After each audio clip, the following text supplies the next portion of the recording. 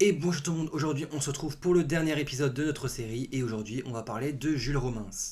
Donc Jules Romains, si vous ne le saviez pas, il s'agit seulement d'un pseudonyme. Il ne s'appelle pas Jules et son nom de famille n'est pas Romains. Allez, c'est parti.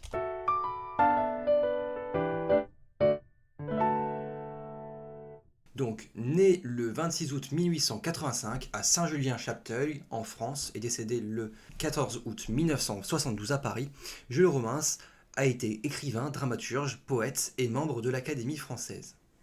Donc on voit qu'il a connu Albert Camus, Boris Vian et un peu de Émile Zola, même si je l'ai enlevé ici. Donc Romains appartient au mouvement de l'unanimisme. Donc je vous laisse chercher sur internet. J'ai pas pu faire une vidéo en plus sur l'unanimisme puisque c'est un micro-mouvement où il y a juste très peu de dramaturges. Né Louis Farigoule, il prend le pseudonyme de Jules Romains à ses débuts littéraires.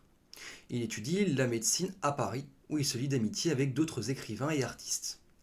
Il publie son premier recueil de poèmes, La vie unanime, en 1908 sous le nom de Jules Romains. Il cofonde avec son frère le théâtre du bout du monde où il monte ses premières pièces. Il s'engage dans le mouvement humanisme intégral en prenant une vision progressiste et humaniste de la société. Pendant la Seconde Guerre mondiale, il rejoint la Résistance et écrit des pamphlets, donc les pamphlets c'est un peu des flyers mais qui se plient, contre l'occupation nazie. À la fin de sa vie, il est élu à l'Académie française en 1946 et devient l'une des figures majeures de la littérature française. Après la guerre, il se consacre à l'écriture de pièces de théâtre et de poèmes, pour mourir à Paris en 1972, probablement de vieillesse, on ne sait pas trop. Donc de nombreuses œuvres sont connues pour Jules Romains. Donc il y a Les Hommes de bonne volonté, qui est constitué de 27 volumes entre 1932 et 1946. Donc c'est une fresque romanesque monumentale qui retrace l'histoire de la France de 1908 à 1933 à travers une multitude de personnages qui ont un destin croisé. Mais surtout le plus connu qui rend Jules Romains vraiment connu, c'est Knock, publié en 1923 et de deuxième nom Le Triomphe de la médecine. C'est une pièce de théâtre satirique sur le triomphe du charlatanisme médical. Si vous voulez voir un extrait de Knock, j'ai fait une lecture linéaire, c'est la numéro 16, donc la dernière lecture linéaire que j'ai faite.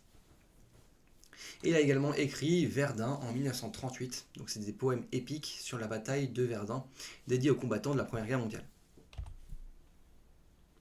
On passe à un quiz. Donc quel est le vrai nom de Jules Romains?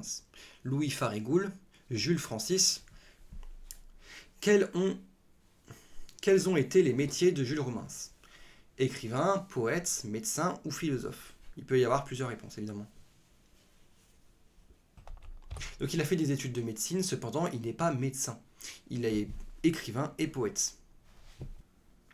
Quand publiera-t-il son roman Knock ou le triomphe de la médecine? En 1919, en 1932, en 1923 ou en 1938? Donc Knock a été publié en 1923. Merci d'avoir regardé cette série, parce qu'on a fini avec la série, et avec également la série sur les mouvements littéraires. J'espère que tout cela vous a été bien utile, puisqu'il s'agissait des connaissances de base pour le baccalauréat de français, surtout pour votre introduction au baccalauréat de français. On se retrouve l'année prochaine sur mon programme de mathématiques, notamment que j'ai fait, ou sur mon programme de philosophie. En attendant, passez de bonnes révisions et de bonnes vacances. À la prochaine. À plus.